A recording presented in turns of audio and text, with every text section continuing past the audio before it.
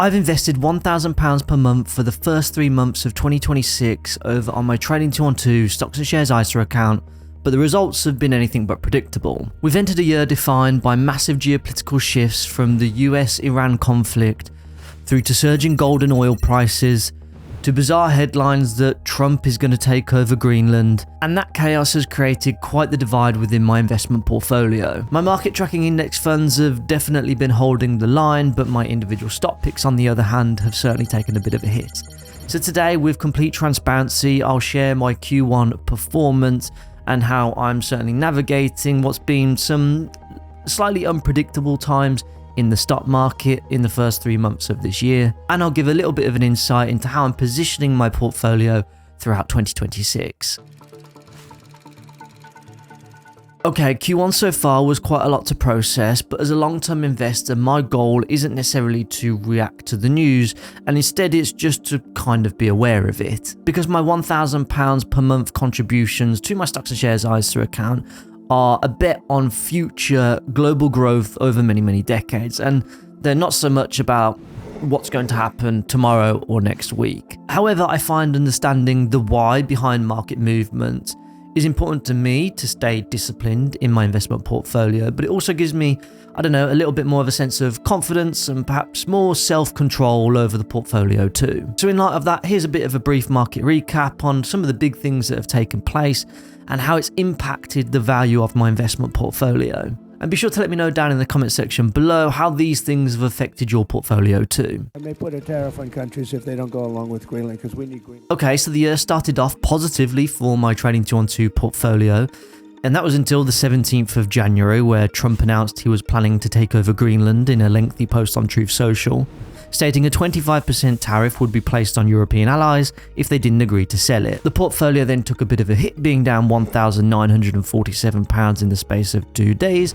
Thanks very much, Mr. Trump. And just for clarity, I'm not 100% sure why the rate of return isn't showing on this, but I've worked it out manually versus my opening balance from the portfolio on the 1st of January, and it works out to be about 1.19% in the red. As with this market event though, and I'm sure many of you guys within the first 48 hours probably had your mind cast back to like early 2025 when the whole Trump tariff thing came around in the first place, and the US stock market went on to crash some 20%. But this time it was short-lived, as can often be the case with some of these news headlines, and sometimes the markets can have a little bit of a knee-jerk reaction and kind of nothing really comes through to fruition. Because just a few days later, Trump then went on to announce a framework deal, and then my portfolio then regained about £1,800, leaving us down just £120 for the year.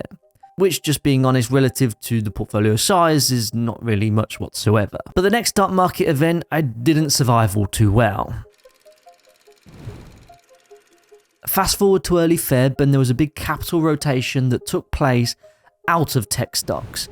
And that was after a series of earnings calls that it had been announced that AI spending is set to approach $700 billion in 2026, which of course has raised huge concerns amongst investors. Oh, and just to be clear, that $700 billion was just from the likes of Alphabet, Microsoft, Meta, and Amazon. To put that into perspective for you, that's more than the combined market value of Coca-Cola, McDonald's, and Starbucks combined. But here's the kicker. Investors don't just want to see investment in the future, they actually want to see a return on that investment. Now, if we kind of consider that today's average forward price to earnings multiples for tech stocks are about 25 times earnings, give or take, then actually $700 billion worth of spend would have to create somewhere in the realms of about $17.5 trillion of new market value in the future. Now again, for context, as a bit of a comparison, $17.5 trillion is the equivalent to the market capitalization today of Nvidia, Apple, Google, Microsoft, and Amazon combined. It's the reason why perhaps some investors are now starting to think, actually, is there enough kind of new market value that all of this AI stuff is going to generate in order to be able to justify all of the expenditure that's currently taking place on it? And that's especially within a reasonable duration of time. Or is it slightly more of a case where perhaps right now we're all just contributing towards an AI market bubble? Be sure to let me know what you think down in the comment section below, but post earnings calls in Feb, those stocks that we just spoke about have all been on the decline since then. Now, unfortunately for me, I've been exposed to all of this through the holdings in my investment portfolio, which I'll share the exact details of shortly.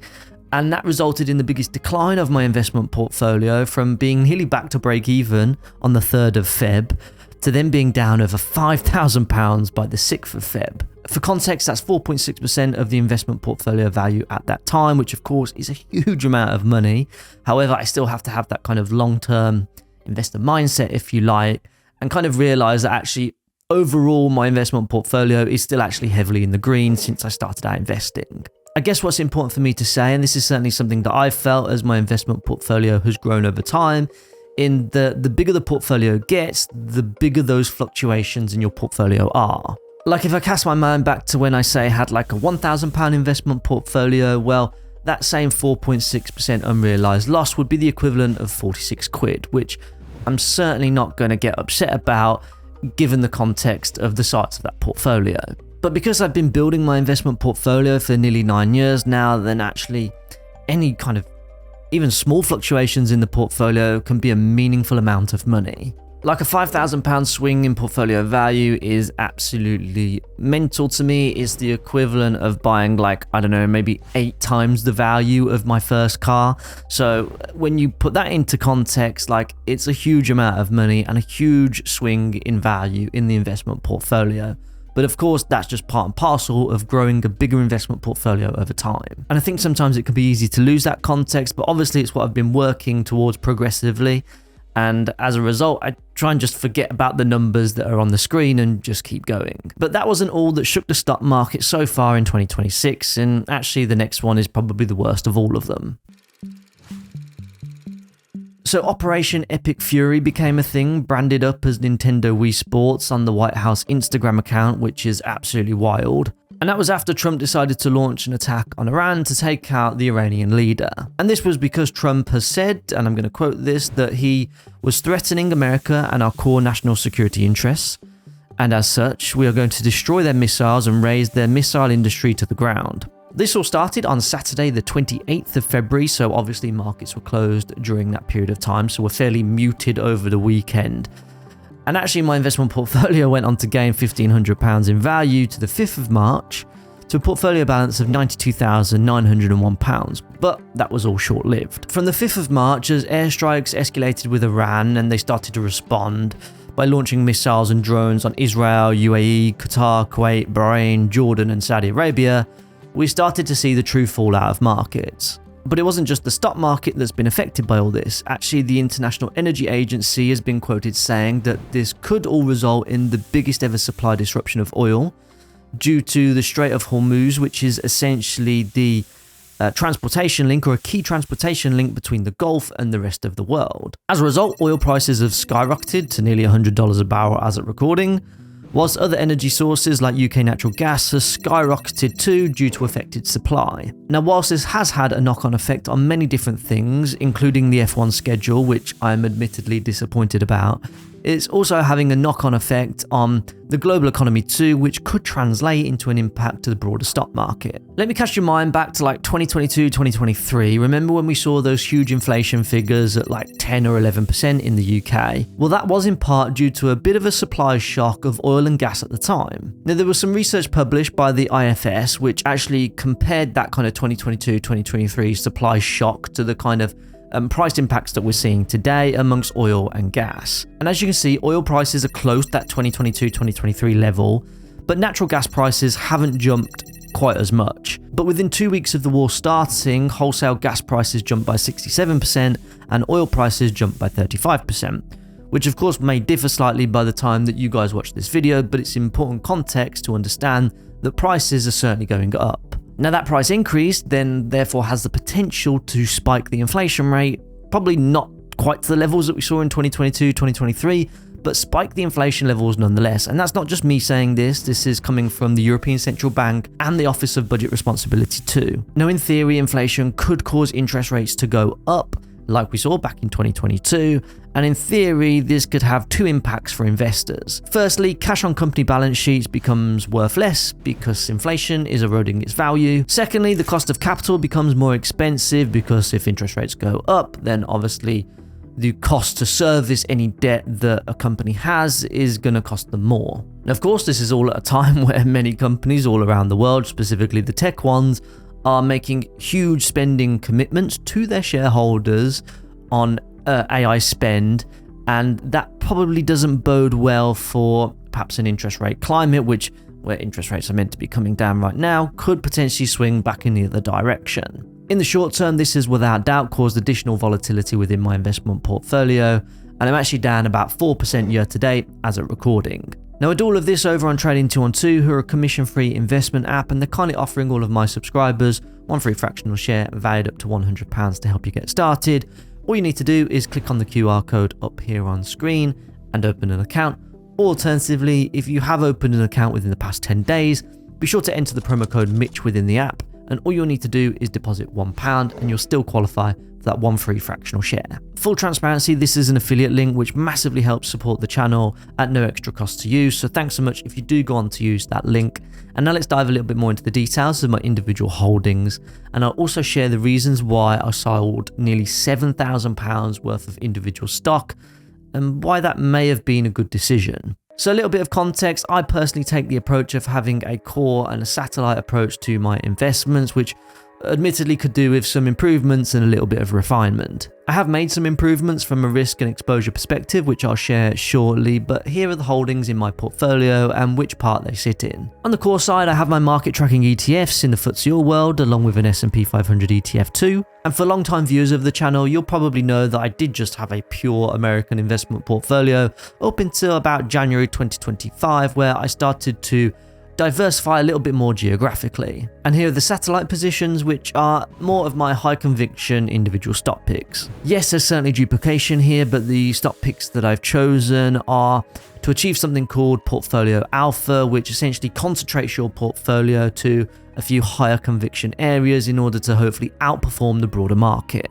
Now, if we take a look at the returns from the FTSE All World here, since I began building these positions from about April 2020, and bearing in mind I cost averaged into these positions over the past 5 or 6 years, so we're not exactly comparing apples with apples here. But even so, all of my positions except Amazon have actually outperformed the broader market. So I think I can be broadly happy on my side of things in terms of the performance of my investment portfolio over the past 6 years. However, with that additional portfolio risk also comes additional volatility too, and actually so far this year, the portfolio has actually underperformed both the S&P 500 and the FTSE All World Index too. Annoyingly, Trading212 don't have a year-to-date chart within the 212 Pies feature, but you can see over the past 3 months I'm down an additional 7% from January 1st. This is also one of the reasons why you can see a big drop in my portfolio value at the end of January, because that's when I decided to sell £6,993 worth of individual stocks. This was in an attempt to rebalance my portfolio and have a bigger allocation towards those broad market index funds,